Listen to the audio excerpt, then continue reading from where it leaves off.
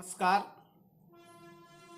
मुंशी प्रेमचंद द्वारा लिखित कहानी बलिदान प्रस्तुत है। मनुष्य की आर्थिक अवस्था का सबसे ज्यादा असर उसके नाम पर पड़ता है। मौजे बेला के ठाकुर जब से कांस्टेबल हो गए हैं, उनका नाम मंगल सिंह हो गया है। अब उन्हें कोई मंगरू कहने का साहस नहीं करता। कल्लू अहीर ने जब से हल्के के थानेदार साहब से मित्रता कर ली है और गांव का मुखिया हो गया है, उसका नाम कालिका दीन हो गया है। अब उसे कोई कल्लू कहे तो आंखें लाल पीली करने लगता है। इसी प्रकार हरकचंद कुर्मी अब हरखू हो गया है। आज से 20 साल पहले उसके यहाँ शक्कर बनती थी, कई हल की खेती होती थी और कारोबार खूब फैला हुआ था।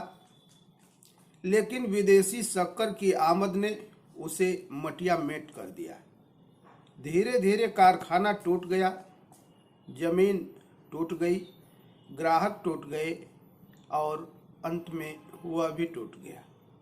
70 वर्ष का बूढ़ा जो एक तकिएदार माचे पर बैठा हुआ नारियल पिया करता था, अब सिर पर टोकरी लिए खाद फेंकने जाता है। परंतु उसके मुख पर अब भी एक प्रकार की गंभीरता, बातचीत में अब भी एक प्रकार की अकड़, चाल ढाल में अब भी एक प्रकार का स्वाभिमान भरा हुआ है। इन पर काल की गति का प्रभाव नहीं पड़ा। कहा जाता है कि रस्सी जल गई पर बल नहीं टूटा। भले दिन मनुष्य के चरित्र पर सदैव के लिए अपना चिन्ह छोड़ जाते हैं। हरखू के पास अब केवल 5 बीघा जमीन है, केवल 2 बैल हैं, एक हल की खेती होती है। लेकिन पंचायतों में आपस की कलह में उसकी सम्मति अब भी सम्मान की दृष्टि से देखी जाती है। वह जो बात कहता है बेलाग कहता है और गांव के अनपढ़ लोग उसके सामने मुंह नहीं खोलते। हरखू ने अपने जीवन में कभी दवा नहीं खाई। वह बीमार जरूर पड़ता है। कुआर के महीने में मलेरिया से कभी नहीं बचता था, लेकिन 10-5 दिन में वह बिना दवा खाए ही चंगा हो जाता था। इस वर्ष भी कार्तिक के महीने में बीमार पड़ा और यह समझकर कि अच्छा तो हो ही जाऊंगा, उसने कुछ परवाह नहीं की। परंतु अब की बार ज्वर मौत का परवाना लेकर चला था। 1 सप्ताह बीता, दूसरा बीता, पूरा महीना बीता, पर हरखू चारपाई से न उठा। अब उसे दवा की जरूरत मालूम हुई। उसका लड़का गिरधारी कभी नीम के सीके पिलाता, कभी गुर्ज का सत पिलाता, कभी गदा पूना की जड़ पिलाता, पर इन औषधियों से कोई फायदा न होता था। हरखू को विश्वास हो गया कि अब संसार से चलने के दिन आ गए हैं। एक दिन मंगल सिंह उसे देखने गए। बेचारा टूटी खाट पर पड़ा राम राम जप रहा था। मंगल सिंह ने कहा, बाबा बिना दवा खाए अच्छे न होंगे, कुनैन क्यों नहीं खाते? हरखू ने उदासीन भाव से कहा, तो लेते आना। दूसरे दिन कालिका दीन ने आकर कहा, बाबा 2-4 दिन कोई दवा खा लो, अब तुम्हारी जवानी के देह थोड़े हैं कि बिना दवा दर्पण के अच्छे हो जाओगे। हरखू ने उसी मंद भाव से कहा, तो लेते आना। लेकिन रोगी को देख आना एक बात है, दवा लाकर उसे देना दूसरी बात है। पहली बात शिष्टाचार से होती है दूसरी सच्ची संवेदना से। न मंगल सिंह ने खबर ली, न कालिका दीन ने, न किसी तीसरे ने। हरखू दालान में खाट पर पड़ा रहता। मंगल सिंह कभी नजर आ जाते तो कहता, भैया वह दवा नहीं लाए। मंगल सिंह कतरा कर निकल जाते। कालिका दीन दिखाई देते तो उनसे भी यही प्रश्न करता, लेकिन वह भी नजर बचा लेता। या तो उसे यह सूझता ही नहीं था कि दवा पैसों के बिना नहीं आती, या वह पैसों को जान से भी प्रिय समझता था, अथवा वह जीवन से निराश हो गया था। उसने कभी दवा के दाम की बात नहीं की। दवा न आई, उसकी दशा दिनों दिन बिगड़ती गई, यहाँ तक कि 5 महीने कष्ट भोगने के बाद उसने ठीक होली के दिन शरीर त्याग दिया। गिरधारी ने उसका शव बड़ी धूमधाम से निकाला। क्रियाकर्म बड़े हौसले से किया। कई गांवों के ब्राह्मणों को निमंत्रित किया। बेला में होली न मनाई गई, न अबीर और गुलाल उड़ी, न डफली बजी, न भंग की नालियां ही बही। कुछ लोग मन में हरखू को कोसते जरूर थे कि बूढ़े को आज ही मरना था, 2-4 दिन बाद मरता। लेकिन इतना निर्लज्ज कोई न था कि शोक में आनंद मनाता। वह शहर नहीं था जहां कोई किसी के काम में शरीक नहीं होता, जहां पड़ोसी के रोने पीटने की आवाज हमारे कानों तक नहीं पहुंचती। हरखू के खेत गांव वालों की नजर पर चढ़े हुए थे। 5 बीघा जमीन कुएं के निकट खाद पांस से लदी हुई मेड़ बांध से ठीक थी। उसमें 3-3 फसलें पैदा होती थी। हरखू के मरते ही उन पर चारों ओर से धावे होने लगे। गिरधारी तो क्रियाकर्म में फंसा हुआ था। उधर गांव के मंचले किसान लाला ओंकार नाथ को चैन न लेने देते थे। नजराने की बड़ी बड़ी रकमें पेश हो रही थी। कोई साल भर का लगान पेशगी देने को तैयार था, कोई नजराने की दूनी रकम का दस्तावेज लिखने को तुला हुआ था। लेकिन ओंकारनाथ सबको टालते रहते थे। उनका विचार था कि गिरधारी का हक सबसे ज्यादा है। वह अगर दूसरों से कम भी नजराना दे तो खेत उसी को देना चाहिए। अस्तु जब गिरधारी क्रिया कर्म से निवृत्त हो गया और चैत का महीना भी समाप्त होने को आया, तब जमींदार साहब ने गिरधारी को बुलाया और उससे पूछा, खेतों के बारे में क्या कहते हो? गिरधारी ने रो कर कहा, उन्हीं खेतों का ही आसरा है, जोतूंगा नहीं तो क्या करूंगा। ओंकारनाथ, नहीं, जरूर जोतो, खेत तुम्हारे हैं, मैं तुमसे छोड़ने को नहीं कहता हूं। हरखू ने उन्हें 20 साल तक जोता, उन पर तुम्हारा हक है। लेकिन तुम देखते हो अब जमीन की दर कितनी बढ़ गई है। तुम 8 रुपए बीघे पर जोतते थे, मुझे 10 रुपए मिल रहे हैं, और नजराने के रुपए सो अलग। तुम्हारे साथ रियायत करके लगान वही रखता हूं, पर नजराने के रुपए तुम्हें देने पड़ेंगे। गिरधारी कहता है कि सरकार, मेरे घर में तो इस समय रोटियों का भी ठिकाना नहीं है, इतने रुपए कहाँ से लाऊंगा? जो कुछ जमा जथा थी दादा के काम में उठ गई। अनाज खलिहान में है, लेकिन दादा के बीमार हो जाने से उपज भी अच्छी नहीं हुई। रुपए कहाँ से लाऊं? ओंकारनाथ कहते हैं, यह सच है, लेकिन मैं इससे ज़्यादा रियायत नहीं कर सकता। गिरधारी कहता है, नहीं सरकार, ऐसा न करिए, नहीं तो हम बिना मारे ही मर जाएंगे। आप बड़े होकर कहते हैं तो बैल बधिया बेचकर 50 रुपया कर सकता हूँ, इससे बेसी की हिम्मत नहीं पड़ती। ओंकारनाथ चिढ़कर बोले, तुम समझते होगे कि हम ये रुपये लेकर अपने घर में रख लेते हैं और चैन की बंसी बजाते हैं, लेकिन हमारे ऊपर जो कुछ गुजरती है हम ही जानते हैं। कहीं यह चंदा, कहीं वह इनाम, इनके मारे कचूमर निकल जाता है।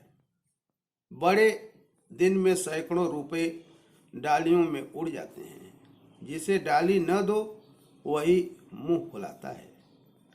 जिन चीजों के लिए लड़के तरस कर रह जाते हैं उन्हें बाहर से मंगाकर डालियों में सजाता हूँ। उस पर कभी कानून गो आ गए, कभी तहसीलदार, कभी डिप्टी साहब का लश्कर आ गया। सब मेरे मेहमान होते हैं। अगर न करूं तो नक्कू बनूं और सबकी आंखों में कांटा बन जाऊं। साल में 1000-1200 मोदी को इस रसद खुराक के मद में देने पड़ते हैं। यह सब कहाँ से आवे? बस यही जी चाहता है कि छोड़कर निकल जाऊं, लेकिन हमें तो परमात्मा ने इसीलिए बनाया है कि एक से रुपया सता कर लें और दूसरे को रो रो कर दें। यही हमारा काम है। तुम्हारे साथ इतनी रियायत कर रहा हूं, लेकिन तुम इतनी रियायत पर भी खुश नहीं होते तो हर इच्छा। नजराने के एक पैसे की भी रियायत न होगी। अगर एक हफ्ते के अंदर दाखिल करोगे तो खेत जोत पाओगे, नहीं तो नहीं, मैं दूसरा प्रबंध कर दूंगा। गिरधारी उदास और निराश होकर घर आया। 100 रुपये का प्रबंध करना उसके काबू के बाहर था। सोचने लगा, अगर दोनों बैल बेच दूं तो खेत ही लेकर क्या करूंगा? घर बेचूं तो यहाँ लेने वाला ही कौन है? और फिर बाप दादों का नाम डूबता है। 4-5 पेड़ हैं, लेकिन उन्हें बेचकर 25 रुपये या 30 रुपये से अधिक न मिलेंगे। उधार लूं तो देता कौन है? अभी बनिए के 50 रुपये सिर पर चढ़े हैं, वह 1 पैसा भी न देगा। घर में गहने भी तो नहीं हैं, नहीं उन्हीं को बेच देता। ले देकर एक हंसली बनवाई थी, वह भी बनिए के घर पड़ी हुई है। साल भर हो गया, छुड़ाने की नौबत नहीं आई। गिरधारी और उसकी स्त्री सुभागी दोनों ही इसी चिंता में पड़े रहते, लेकिन कोई उपाय न सोचता था। गिरधारी को खाना पीना अच्छा न लगता, रात को नींद न आती। खेतों के निकलने का ध्यान आते ही उसके हृदय में हुक सी उठने लगती। वह भूमि जिसे हमने वर्षों जोता, जिसे खाद से पाटा, जिसमें मेड़े रखी, जिसकी मेड़े बनाई, उसका मजा अब दूसरा उठाएगा। ये खेत गिरधारी के जीवन के अंश हो गए थे। उनकी एक एक अंगुल भूमि उसके रक्त से रंगी हुई थी। उनका एक एक परमाणु उसके पसीने से तर हो गया था। उनके नाम उसकी जिह्वा पर उसी तरह आते थे जिस तरह अपने तीनों बच्चों के। कोई 24 था, कोई 22 था, कोई नाले वाला, कोई तलैया वाला। इन नामों के स्मरण होते ही खेतों का चित्र उसकी आंखों के सामने खिंच जाता था। वह इन खेतों की चर्चा इस तरह करता मानो वे सजीव हैं, मानो उसके भले बुरे के साथी हैं। उसके जीवन की सारी आशाएं, सारी इच्छाएं, सारे मंसूबे, सारी मन की मिठाइयाँ, सारे हवाई किले इन्हीं खेतों पर अवलंबित थे। इसके बिना वह जीवन की कल्पना ही नहीं कर सकता था और वे ही अब हाथ से निकले जाते हैं। वह घबरा कर घर से निकल जाता और घंटों उन्हीं खेतों की मेड़ों पर बैठा हुआ रोता, मानो उससे विदा हो रहा हो। इस तरह एक सप्ताह बीत गया और गिरधारी रुपये का कोई बंदोबस्त न कर सका। 8वें दिन उसे मालूम हुआ कि कालिका देन ने 100 रुपये नजराने देकर 10 रुपये बीघे पर खेत ले लिए। गिरधारी ने एक ठंडी सांस ली। एक क्षण बाद वह दादा का नाम लेकर बिलक बिलक कर रोने लगा। उस दिन घर में चूल्हा नहीं जला। ऐसा मालूम होता था मानो हरखू आज ही मरा हो। लेकिन सुभागी यूं चुप बैठने वाली स्त्री न थी। वह क्रोध से भरी हुई कालिकादीन के घर गई और उसकी स्त्री को खूब लथेड़ा। कल का बानी आज का सेठ खेत जोतने चले हैं, देखें कौन मेरे खेत में हल ले जाता है। अपना और उसका लोहू एक कर दूंगी। पड़ोसियों ने उसका पक्ष लिया। सब तो हैं, आपस में यह उतार चढ़ाव करना ठीक नहीं है। नारायण ने धन दिया तो क्या गरीबों को कुचलते फिरेंगे। सुभागी ने समझा मैंने मैदान मार लिया। उसका चित्त शांत हो गया। किंतु वही वायु जो पानी में लहरें पैदा करती है, वृक्षों को जड़ से उखाड़ डालती है। सुभागी तो पड़ोसियों की पंचायत में अपने दुखड़े रोती और कालिका दिन की स्त्री से छेड़ छेड़ लड़ती। इधर गिरधारी अपने द्वार पर बैठा हुआ सोचता, अब मेरा क्या हाल होगा, अब यह जीवन कैसे कटेगा, ये लड़के किसके द्वार पर जाएंगे। मजदूरी का विचार करते ही उसका हृदय व्याकुल हो जाता है। इतने दिनों तक स्वाधीनता और सम्मान का सुख भोगने के बाद अधम चाकरी की शरण लेने के बदले वह मर जाना अच्छा समझता। अब तक गृहस्थ रहने वाला गिरधारी, जिसकी गणना गांव के भले आदमियों में होती थी, जिसे गांव के सामने बोलने का अधिकार था, उसके घर में न धन था न दौलत थी, लेकिन मान था। नाई, बढ़ई, कुम्हार, पुरोहित, भाट, चौकीदार, ये सब उसका मुंह ताकते थे। अब यह मर्यादा कहाँ? अब कौन उसकी बात पूछेगा, कौन उसके द्वार पर आएगा। अब उसे किसी के बराबर में बैठने का, किसी के बीच में बोलने का हक नहीं रहा। अब उसे पेट के लिए दूसरों की गुलामी करनी पड़ेगी। अब पहर रात रहे कौन बैलों को नाद में लगाएगा।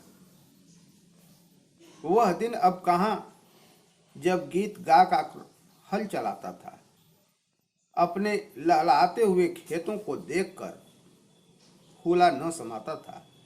खलिहान में अनाज का ढेर सामने रखे अपने को राजा था। अब अनाज के टोकरे भर भर कर कौन लावेगा।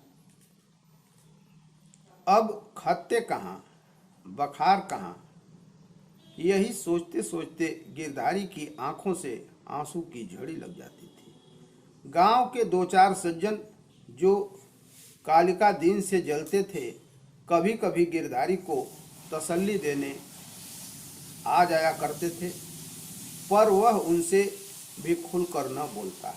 उसे मालूम होता था कि मैं सबकी नज़र में गिर गया हूँ।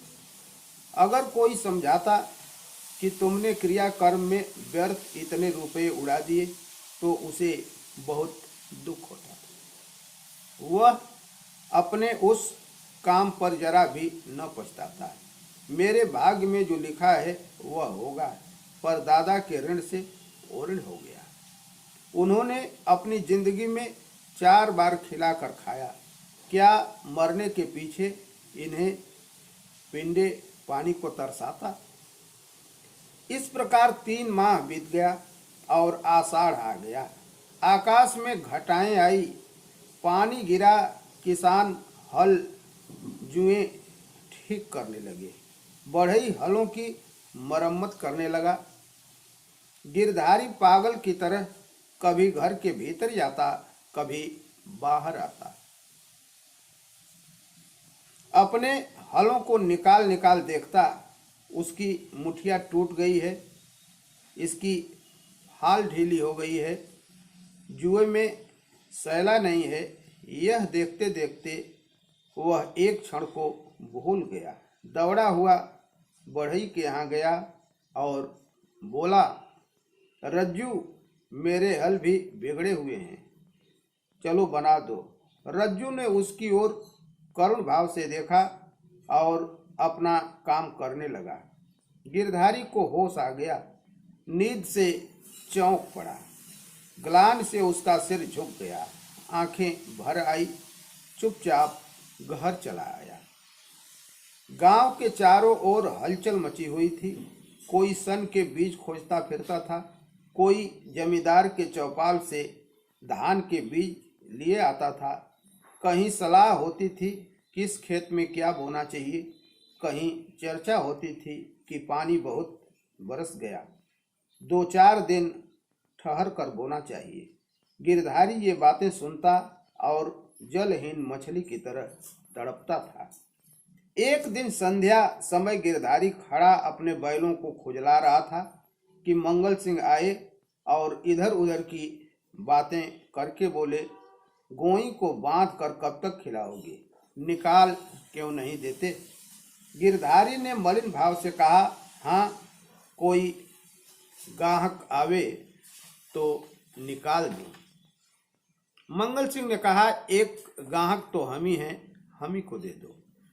गिरधारी अभी कुछ उत्तर न दे पाया था कि तुलसी बनिया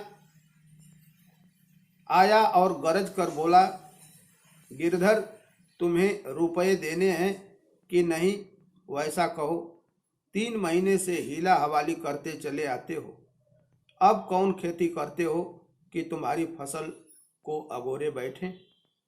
गिरधारी ने दीनता से कहा, साह, जैसे इतने दिनों माने हो, आज और मान जाओ, कल तुम्हारी एक एक कौड़ी चुका दूंगा। मंगल और तुलसी ने इशारे से बातें की और तुलसी भुनभुनाता हुआ चला गया। तब गिरधारी मंगल सिंह से बोला, तुम इन्हें ले लो तो घर में ही रह जाएं, कभी कभी आंख से देख तो लिया करूंगा। मंगल सिंह ने कहा, मुझे अभी तो ऐसा कोई काम नहीं, लेकिन घर पर सलाह करूंगा। गिरधारी ने कहा, मुझे तुलसी के रुपए देने हैं, नहीं तो खिलाने को भूसा तो है। मंगल सेन ने कहा कि यह बड़ा बदमाश है, कहीं नालिश न कर दे। सरल हृदय गिरधारी धमकी में आ गया। कार्य कुशल मंगल सिंह को सस्ता सौदा करने का अच्छा अवसर मिल गया। 80 रुपये की जोड़ी 60 रुपये में ठीक कर लिया। गिरधारी ने अब तक बैलों को न जाने किस आशा से बांध कर खिलाया था। आज आशा का वह कल्पित सूत्र भी टूट गया। मंगल सिंह गिरधारी की खाट पर बैठे रुपए गिन रहे थे और गिरधारी बैलों के पास विषादमय नेत्रों से उनके मुंह की ओर ताक रहा था। यह मेरे खेतों को कमाने वाले, मेरे जीवन के आधार, मेरे अन्नदाता, मेरी मान मर्यादा की रक्षा करने वाले, जिनके लिए पहर रात से उठकर छांटी करता था, जिनके खली दाने की चिंता अपने खाने से ज्यादा रहती थी, जिनके लिए सारा घर दिन हरियाली उखाड़ा करता था, ये मेरी आशा की दो आंखें, मेरे इरादे के दो तारे, मेरे अच्छे दिनों के दो चिन्ह, मेरे दो हाथ अब मुझसे विदा हो रहे हैं। जब मंगल सिंह ने रुपए गिनकर रख दिए और बैलों को ले चले, तब गिरधारी उनके कंधों पर सिर रखकर खूब फूट फूट कर रोया। जैसे कन्या मायके से विदा होते समय माँ बाप के पैरों को नहीं छोड़ती, उसी तरह गिरधारी इन बैलों को न छोड़ता था। सुहागी भी दालान में खड़ी रो रही थी और छोटा लड़का मंगल सिंह को एक बांस की छड़ी से मार रहा था। रात को गिरधारी ने कुछ नहीं खाया, चारपाई पर पड़ा रहा। प्रातःकाल सुभागी चिलम भरकर ले गई तो वह चारपाई पर न था। उसने समझा कहीं गए होंगे, लेकिन जब 2-3 घड़ी दिन चढ़ आया और वह न लौटा तो उसने रोना धोना शुरू कर दिया। गांव के लोग जमा हो गए, चारों ओर खोज होने लगी, पर गिरधारी का पता न चला। संध्या हो गई, अंधेरा छा गया। सुभागी ने दिया जलाकर गिरधारी के सिरहाने रख दिया और बैठी द्वार की ओर ताक रही थी कि सहसा उसे पैरों की आहट मालूम हुई। सुभागी का हृदय धड़क उठा। वह दौड़कर बाहर आई और इधर उधर ताकने लगी। उसने देखा कि गिरधारी बैलों की नाद के पास सिर झुकाए खड़ा है। सुभागी बोल उठी, घर जाओ, वहां खड़े क्या कर रहे हो? आज सारे दिन कहाँ रहे? यह कहते हुए वह गिरधारी की ओर चल पड़ी। गिरधारी ने कुछ उत्तर नहीं दिया। वह पीछे हटने लगा और थोड़ी दूर जाकर गायब हो गया। सुभागी चिल्लाई और मूर्छित होकर गिर पड़ी। दूसरे दिन कालिका दिन हल लेकर अपने खेत में पहुंचे। कुछ अंधेरा था। बैलों को हल में लगा रहे थे कि यकायक उन्होंने देखा कि गिरधारी खेत की मेड़ पर खड़ा है। वही मिर्जई, वही पगड़ी, वही सोटा। कालिका दीन ने कहा, अरे गिरधारी, मर्दे आदमी, तुम यहाँ खड़े हो? और बेचारी सुभागी हैरान हो रही है, कहाँ से आ रहे हो? यह कहते हुए बैलों को छोड़कर गिरधारी की ओर चले। गिरधारी पीछे हटने लगा और पीछे वाले कुएं में कूद पड़ा। कालिका दीन ने चीख मारी और बैल वहीं छोड़कर भागा। सारे गांव में शोर मच गया और लोग नाना प्रकार की कल्पनाएं करने लगे। कालिका दीन को गिरधारी वाले खेतों में जाने की हिम्मत न पड़ी। गिरधारी को गायब हुए 6 महीने बीत चुके हैं। उसका बड़ा लड़का अब एक ईंट के भट्टे पर काम करता है और 20 रुपये महीने घर आता है। अब वह कमीज और अंग्रेजी जूता पहनता है। घर में दोनों जून तरकारी पकती है और जौ के बदले गेहूं खाया जाता है, लेकिन गांव में उसका कुछ भी आदर नहीं है। अब वह मजदूर है। सुभागी अब पराए गांव में आए हुए कुत्ते की भांति दुबकती फिरती है। वह अब पंचायत में नहीं बैठती। वह अब मजूर की माँ है। कालिका दीन ने गिरधारी के खेतों से इस्तीफा दे दिया है, क्योंकि गिरधारी अभी तक अपने खेतों के चारों तरफ मंडराया करता है। अंधेरा होते ही वह मेड़ पर आकर बैठ जाता है और कभी कभी रात को उधर से उसके रोने की आवाज़ सुनाई देती है। वह किसी से बोलता नहीं, किसी को छेड़ता नहीं, उसे केवल अपने खेतों को देखकर संतोष होता है। दिया जलने के बाद उधर का रास्ता बंद हो जाता है। लाला ओंकारनाथ बहुत चाहते हैं कि ये खेत उठ जाए, लेकिन गांव के लोग अब उन खेतों का नाम लेने से भी डरते हैं। इस तरह से यह कहानी समाप्त हुई। यदि कहानी आपको पसंद आई है तो लाइक करने का और चैनल को सब्सक्राइब करने का कष्ट करें, ताकि अधिकाधिक लोग इससे लाभान्वित हो सकें। नमस्कार।